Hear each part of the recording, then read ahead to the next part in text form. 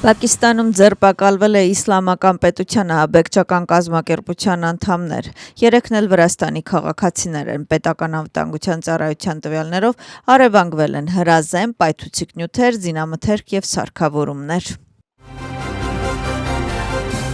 Վրաստանի վարչապետ Իրակլի Կոբախիձեն բացնամակ է հղել եվրոպական կառույցների ղեկավարներին, Եվրահանձնաժողովի նախագահ Ուրսուլա ֆոն դեր Լեյենին, Եվրոպական խորհրդի նախագահ Անտոնիո Կոշտային և Եվրախորհրդարանի նախագահ Ռոբերտա Մեցոլային։ Ձեզ ենք ներկայացնում Վրաստանի վարչապետի նամակը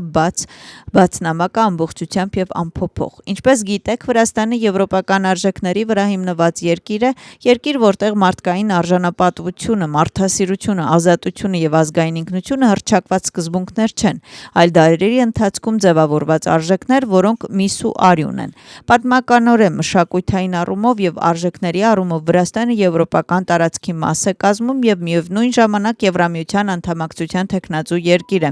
որը ձգտում է եվրոպական ընտանիքի լիիրավ անդամակցության։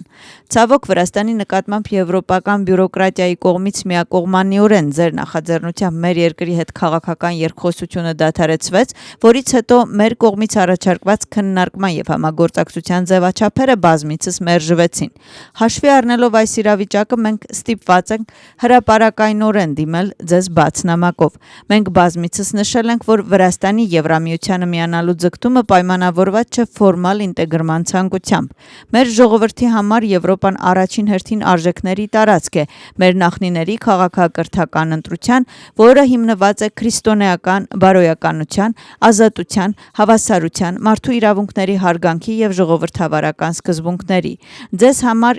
Մեզ համար Եվրամիությունը ընդհանուր եվրոպական քաղաքակրթական տարածք է, միություն, որը չի պատկանում որևէ կոնկրետ քաղաքական գործիչի, եվրոպացի առաջնորդի կամ եվրոպացի բյուրոկրատի, այլ պատկանում է եվրոպացի ժողովրդին, այդ թվում վրաց ժողովրդին։ Այս ֆոնի վրա, որպես եվրոպական քաղաքակրթության մաս և Եվրամիության անդամակցության թեկնածու երկիր, մենք հարցեր ունենք Եվրոպայի սրտում Դանիայի մայրաքաղաք Կոպենհագենում տեղի ունեցած անհանգստացնող իրադարձությունների վերաբերյալ, որոնք մեր կարծիքով որևէ կապ չունեն Եվրոպայի կամ եվրոպական արժեքների հետ։ Տիկին Ուրսուլա, պարոն Անտոնիո, տիկին Ռոբերտա, մենք կցանկանայինք հարցնել ձեզ, որպես Եվրամիության բարձրագույն ինստիտուտների ներկայացուցիչներ, ինչպես է գնահատում Դանիայի մայրաքաղաք Կոպենհագենում տեղի ունեցած բռնությունը, ինչ պատահեց, երբ խաղաղ ցուցարարներին նախ մահակներով ծեծեցին, ապա նրանց դեմ շներ օգտագործեցին, գրում է Իրակլի Կոբախիձեն։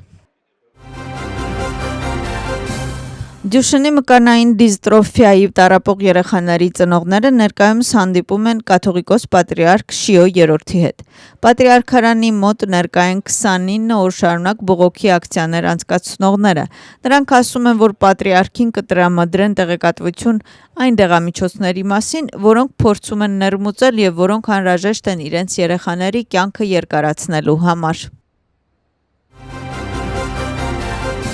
Առողջապահության նախարարը արտասահմանցի գործընկերների և միջազգային կազմակերպությունների ներկայացուցիչների հետ հանդիպման ժամանակ քննարկել է հազվագյուտ հիվանդությունների բուժման դեղորայքի հասանելիության հարցը։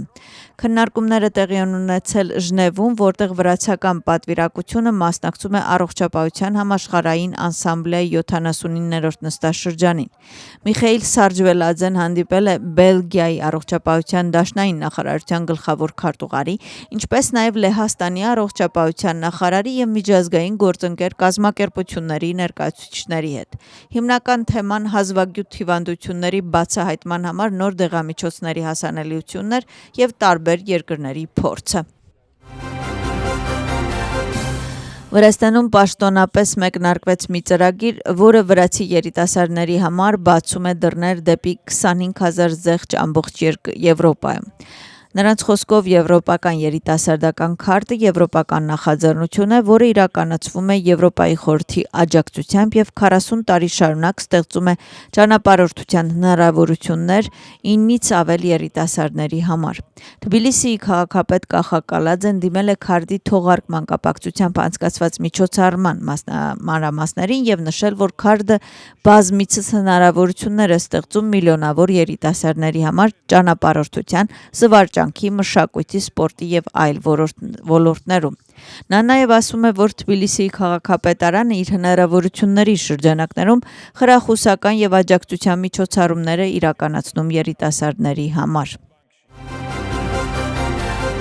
Ներքին գործերի նախարարությունում նոր հատուկ բաժին ստեղծելու որոշման քաղաքական գնահատականները դեռևս շարունակվում են։ Իշխող թիմը նախաձեռնությունը կարևոր է համարում եւ պնդում, որ տարբեր խմբերի միտումնավոր օգտագործում են ատելության խոսքը հասարակությանը պառակտելու համար։ Ընդդիմությունը մեղադրում է վրացական երազանքի ատելություն տարածելու մեջ։ Հիշեցնենք, ներքին գործերի նախարարությունում ստեղծվում է նոր հատուկ բաժին, որը կհետևի ատելության խոսքին, վիրավորական արշավներին եւ ագրեսիվ հաղորդակցությանը հանրային վայրերում։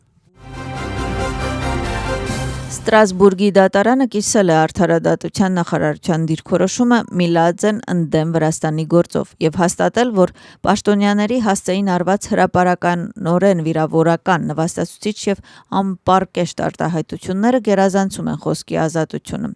ասվում է Վրաստանի արդարադատության նախարարության մեջ։ Գերատեսչության տվյալներով գործը վերաբերում է 2022 թվականին TikTok սոցիալական հարթակում տեղադրված տեսանյութին, որտեղ դիմող քաղաքացիական ակտիվիստ Իրակլի Միլաձեն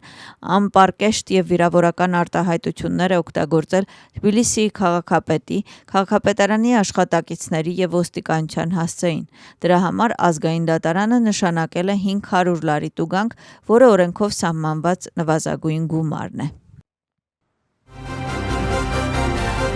Գլխավոր դատախազը Շիդաքարթլի եւ Մցխեթամթիանեթի տարածաշրջանային դատախազությունների աշխատակիցներին ներկայացրել է նոր ղեկավարին։ Նշվել է, որ Թեյմուրազ Լոմտաձեն դատախազությունում 20 տարվա աշխատանքային փորձ ունի։ Մինչև այժմ նա զբաղեցրել է Արևմտյան Վրաստանի տարածաշրջանի դատախազի տեղակալի պաշտոնը։ Հանդիպումն ընդգծվել է դատախազության գործակալության կարևորությունը եւ զրույցը շոշափել է տարածաշրջանում համագործակցության դեմ պայքարում արկա մարտահրավերներին։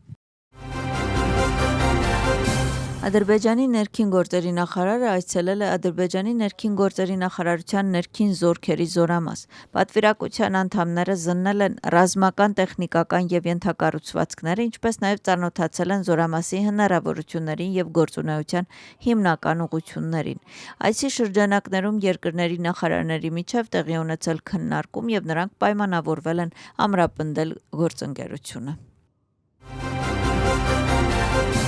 Վրաստանը մասնակցում է առողջապահության համաշխարհային անսամբլեի 79-րդ նստաշրջանին։